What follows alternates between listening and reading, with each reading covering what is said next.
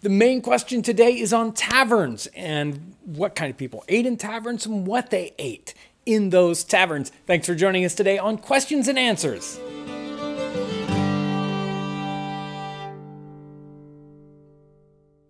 First question, it's a good one. Could you please post the direct link to the I Put Nutmeg on my Nutmeg t-shirt? I'd like to buy one, but I can't find them on your website. Oh, I'm sorry to tell you, but those t-shirts were a one-off thing. We will be working on some more t-shirt designs, ones that will be constantly available, but those particular t-shirts, you had to get them when you got them. So, but we'll be working on some more designs, so stay tuned for that. Here's a question that came in on the last cooking episode we did on the soup, stew, and hash. Can you guys please explain the name change? I really like the antique, historical, elite sound of James Townsend and Son, and now it's just Townsends. Well, our name is still officially James Townsend and Son, although we do business as Townsends now, mainly because it's so hard to explain James Townsend and Son, and especially the odd abbreviation of James. We had to explain that so many times that it just seemed better, since most people within the sport of living history refer to us just as Townsends. We thought we might as well just refer to ourselves as Townsends. It makes it so much easier to refer people. Here is a good question that came in on Facebook. I wish you would talk about what you would have found in a period encampment. You know, I guess the reference here is a period military encampment, but it probably goes true for just about any kind of encampment. And probably what you would have seen is a lot less than what you see today. Today, when everybody goes to an encampment, they fill their minivan or pickup truck with all sorts of stuff, good stuff that we want to have when we're camping. But in the 18th century, all that stuff would have been hauled on people's backs, on a horse's back, or in a wagon. There would have been a lot less equipment.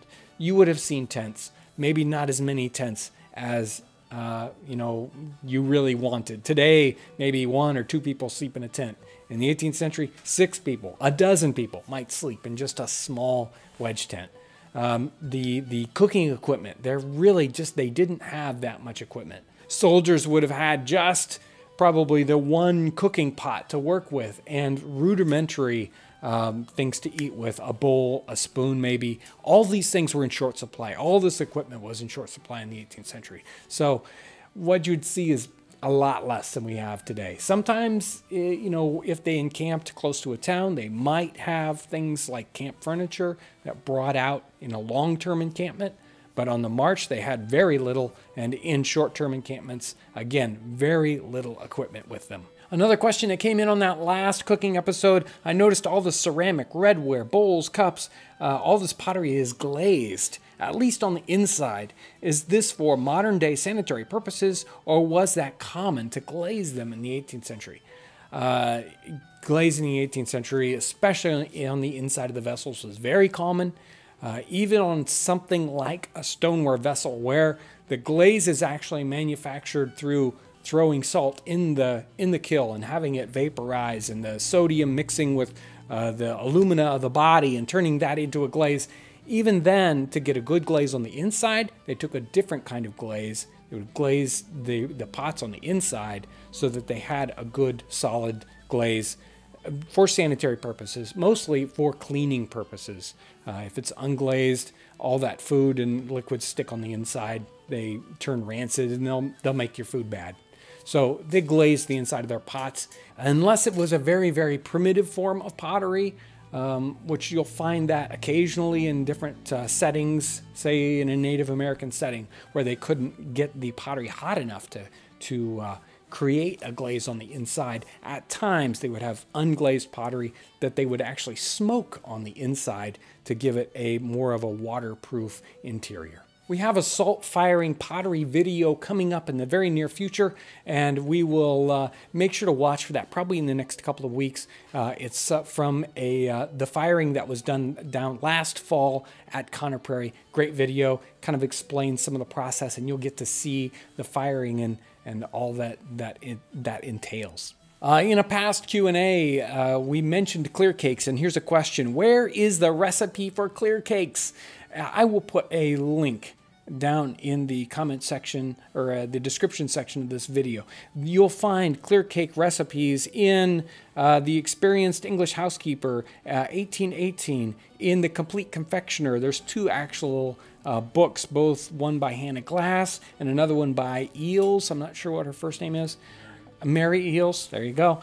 And if you want really good instructions, The Modern Art of Cookery by Shackelford has a real good set of instructions on doing clear cakes. Make sure to check the description section for that. Here's a good question on applesauce. Are there any recipes for applesauce in the older cookbooks? And I guess they're talking about 18th century context here for cookbooks. And you will find recipes for applesauce, generally not kind of used as a separate dish like we might use it, but they used it more as a sauce on top of poultry, maybe some other kinds of meats. But it was really meant to go with that meat, to go on top of it. You'll find recipes for this applesauce in The Experienced English Housekeeper, 1818, that's Raffald, and also in the London Complete Art of Cookery, 1797. Again, I'll try to put some links down in the description section for applesauce. And we hope to do both a clear cake and an applesauce episode sometime in the future when we get right back in the kitchen, probably in a couple weeks. A great question here. Would it have been common for the average 18th century person to have an oven to use in their house? There is so much involved in here in this question. Number one, an average person in the 18th century. There is no average person, just like there's no average person today. There's no average person in the 18th century.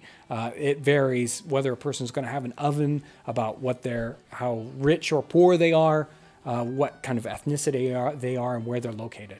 That's part of the equation here. The other part of this question that's interesting is in the house. Did people have ovens in the house at all? Did they even have their kitchen in their house? So many households in the 18th century, if they had the room, they would actually have a kitchen outside for both fire reasons, because kitchens burn down all the time. If your kitchen burns down but your house doesn't, well, you can rebuild your kitchen. And the reason about the heat and the smell of a kitchen, all those kinds of reasons make kitchens become something that happens outdoors, or outside of your main house. So if you're going to have an oven, then it's going to be in your kitchen, and it might be in a building outside of your house. And even then, you might actually have your oven outside of your house.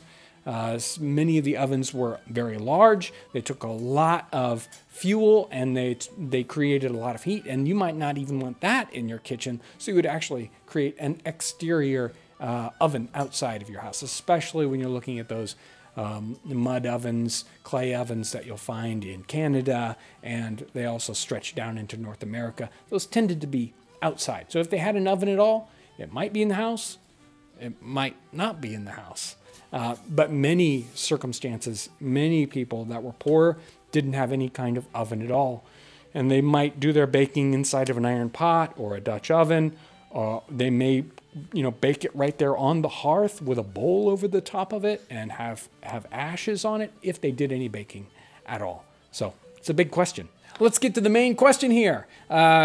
Taverns. What would people have eaten at taverns or inns or restaurants? Were they just for travelers? Would a family have gone out there to eat for special occasions? Thank you for all your work and research. Well, taverns in the 18th century are certainly different than, say, taverns we have in this area. In this area, tavern is another word for a bar, typically some that might offer food.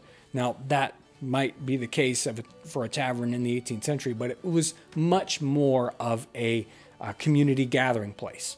And it's likely that you would see people there from all walks of life, whether they're travelers or not, show up there. Maybe they're just getting the news. Maybe they're getting a drink. Maybe they're getting food. It depends on how rich or poor you are as to whether you're going to be going there to eat. And what kind of foods are they going to serve? Many times, they're going to be having the same kind of food that you would have in an everyday house. It didn't necessarily have special tavern food, but there are circumstances where we know kind of that there were specific foods that were kind of attached to taverns. We did an episode on Oxford Cates, or it was probably meant Oxford Gates sausages, and those were specifically connected to a eating establishment outside the gates of Oxford. Also, those Scotch eggs. It's likely that the Scotch eggs were a tavern food even in the 18th century. So there are some foods that are specifically linked to taverns. But again, I think most of the food that was available was the same thing that you would typically find in any household of normal means. It's been a pretty intense week here. Make sure to go and check out the new website. It is finally up and running. We still have a lot of work to do on it. There's so many really great features that we still have to roll out on the website, but hey, it's going, it's working. I'm really excited about that. I just got back from Martin Station. I want to say thanks to all the hospitality and all the people I talked to down at Martin Station. It was a wonderful event, a great number of people. I did some interviews, so hopefully you'll be seeing some of those coming out in the near future. I want to thank everyone for all your amazing support. You're purchasing things from us or sharing our videos. That's so important. Thank you for all that you do, and thanks for watching.